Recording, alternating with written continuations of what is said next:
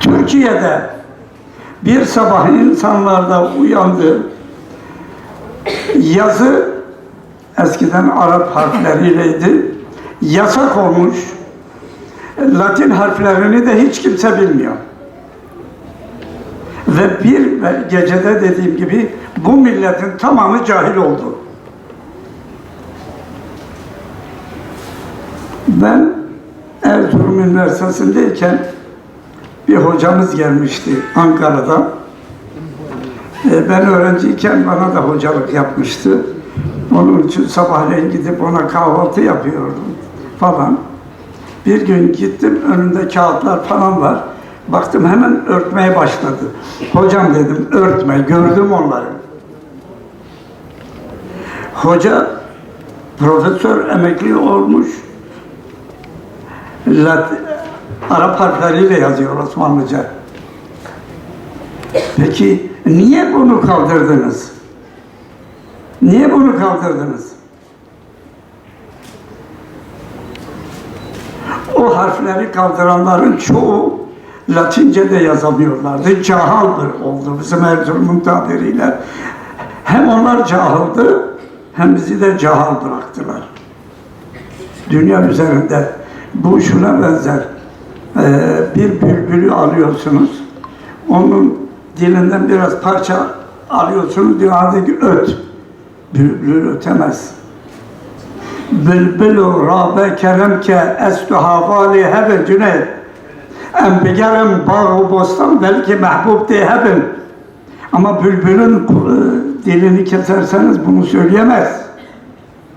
Biliyorum, ne Ciziri biliyorum falan. Melaye Ciziri, benim ninem okumamıştı zaten. Fakat kocası benim dedem, Mela Abdurrazzak'ın 40 tane kitabı gittim tabii ağladım. Yemeği yemedim. Annem diyor ya oğlum önemli değil falan. Diyorum iddiaya girecektim, babam bana söylememiş. Şimdi hocam İran'da birisiydi. Benim gibi uzun boylu böyle yakışıklı bir adamdı. Tabii gene yapıyorum. Ben kısa boyluyum. Yani yakışıklı da değilim. Ama çok güzel bir insandı. Şimdi diyor. Hanım hocası, değerli akademisyenimiz, başımızın tacı, hocamız, tarihçimiz, yaşayan değerimiz, hazinemiz, İhsan Süreyya Sırma hocamıza çok çok teşekkür ediyorum. Ağzına sağlık, yüreğine sağlık. Çok teşekkür ederim. Kıymetli arkadaşlar, kalpten çıkan kalbe girer.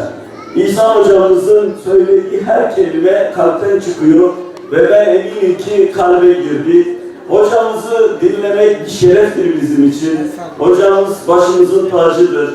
Rabbim sizlere sağlık versin. Siz bizim için çok çok değerlisiniz. Ve Cizre'den yeni İsmail El Cezeriler, Molla Cezeriler çıkacak. Nasıl ki Pervari'den İhsan Süreyya Sırmalar çıktı. Mardin Delik'ten Aziz Sancarlar çıktı. Buradan da Cizre'den inşallah Nobel ödülüne layık gençler çıkacak. Yeni İhsan hocalarımız çıkacak. Bu duygularla hepinizi saygıyla, sevgiyle, muhabbetle selamlıyorum. Rabbimiz hayırlı olsun. Seneye inşallah daha güzel yaparız Gülşen Hocam, Şahan Hocam. Allah'a emanet olun diyorum. Saygılarımla.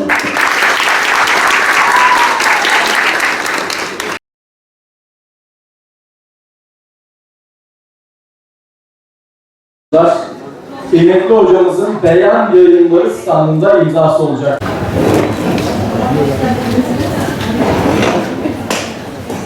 Maşallah. Allah. Tamam.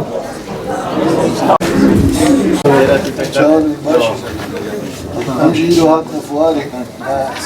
Selam verelim. Selam aleyküm. مرحبا اشتراك خيرات سرچابلاتي Abla kadar büyük yer, ben de dizi bengi. Şöyle buyurun ben Şuradan alalım. Bir tane de ayna çalabilirim.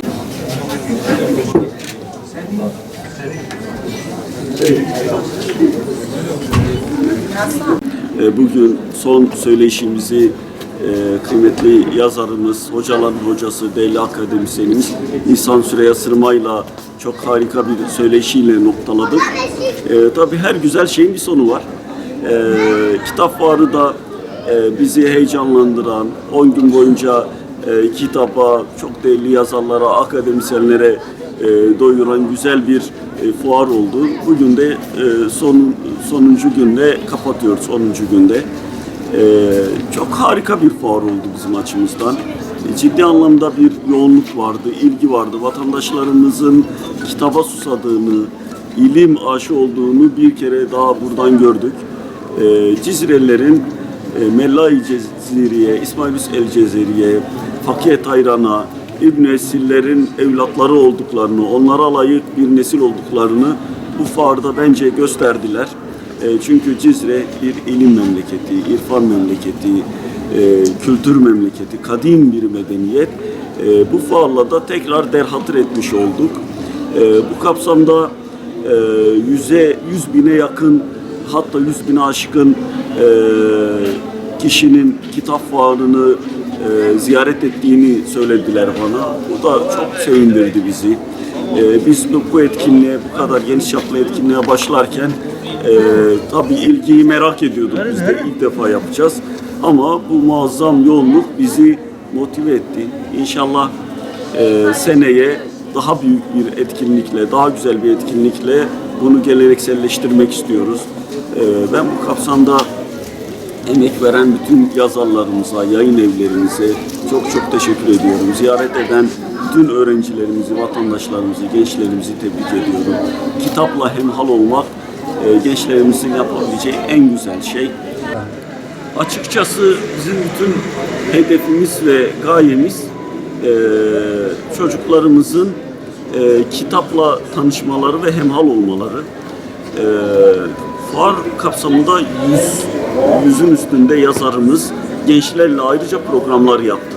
Hem söyleşi programlar oldu ama ayrıca da yerel yazarlarımız, ülkenin birçok yerinden gelen yazarlarımız çocuklarla çeşitli programlar yaptı ve beklentimi ziyadesiyle karşıladı söyleyebilirim. Geri dönüşlerin de çok harika olduğunu söyleyebiliriz. Çocuklarımız ilk defa bir fuara katılan birçok çocuğumuz var, gencimiz var. Nurullah Genci, Sadık Yazşuanlar hocamızı, İhsan Süreyya hocamızı, Sıtkı Aslanan hocamızı, Yusuf Kaplan hocamızı ve diğer hocalarımızı dinleme fırsatı buldular. Televizyonda, ekranda gördükleri kişileri veya kitaplarını okudukları kişilerden bizzat şeyler dinleyerek, dokunarak, resim çekerek çok güzel bir anı yaşadılar. Ben gelen bütün yazarlarımıza da, yayın evlerimize de bu fuara emek veren herkese çok teşekkür ediyorum. Hayırlı uğurlu olsun söylüyorum.